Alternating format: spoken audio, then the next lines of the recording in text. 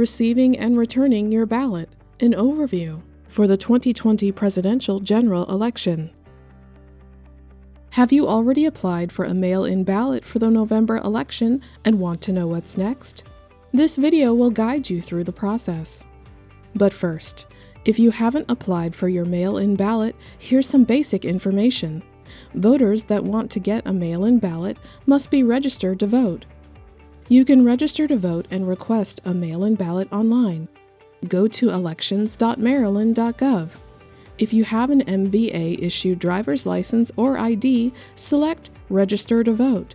Or you can download and print a registration form by selecting the voter registration link and then select the Registration Process tab. You will see a link to download and print your form.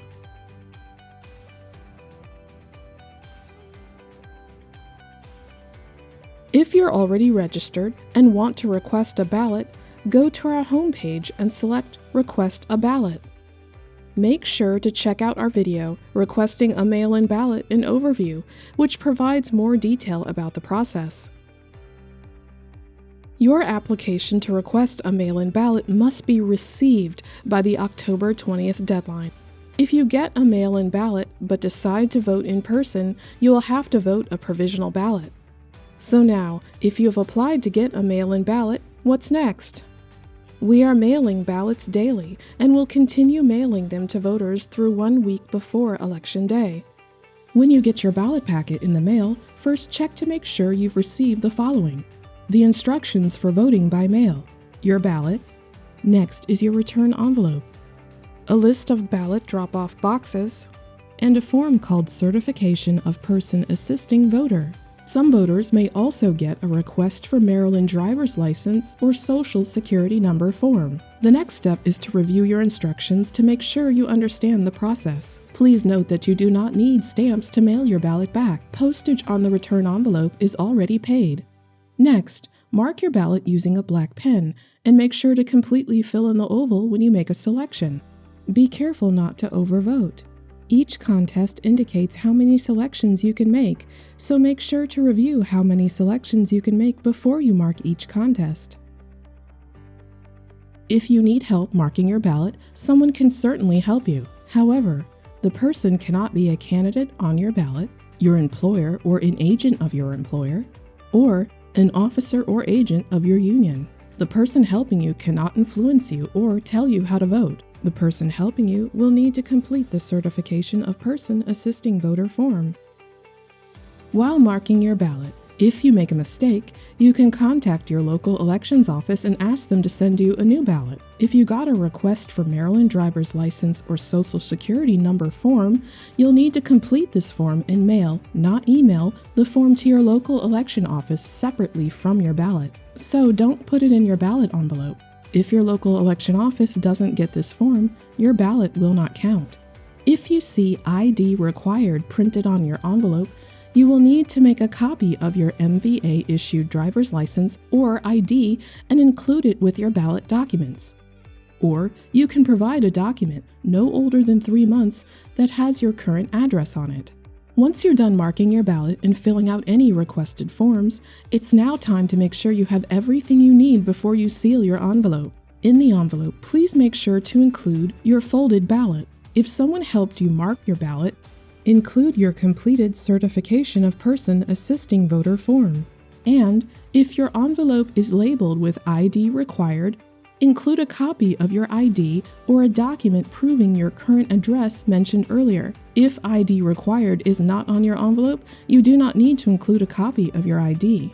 And remember, if you had to complete a request for Maryland driver's license or social security number form, that form does not go in your return envelope.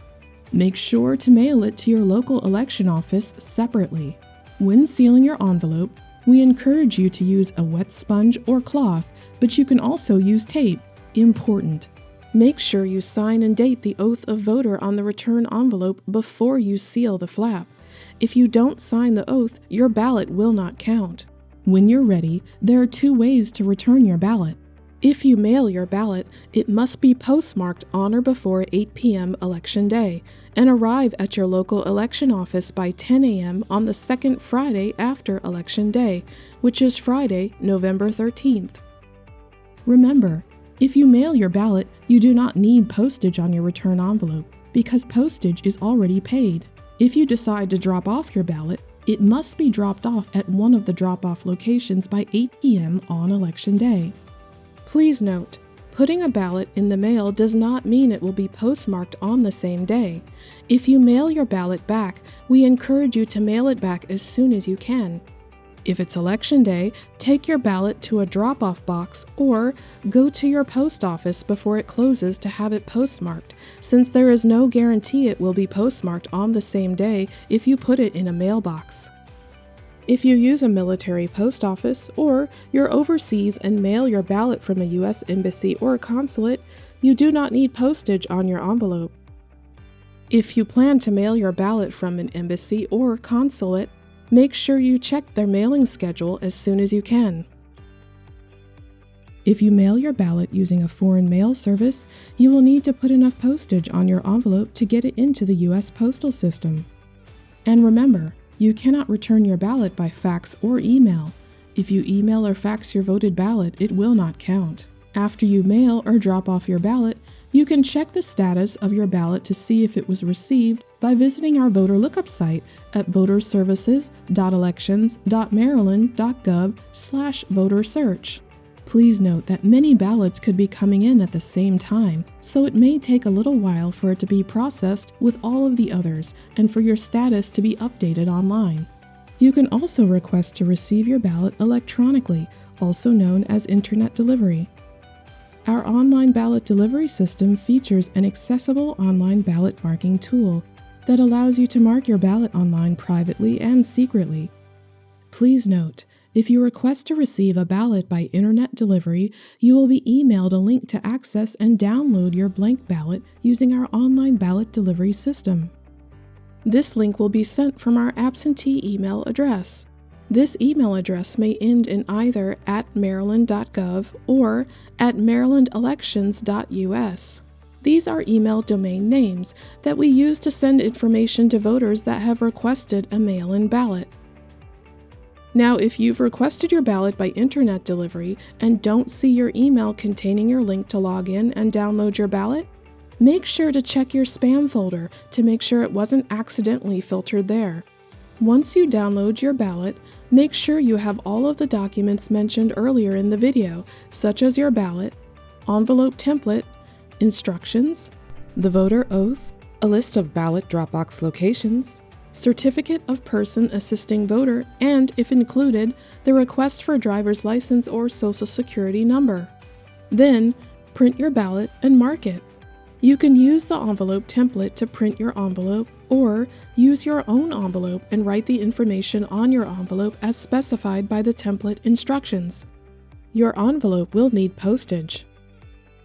A ballot received by internet delivery will still need to be printed and mailed or dropped off at one of the drop-off locations. Voted ballots cannot be returned by email or fax.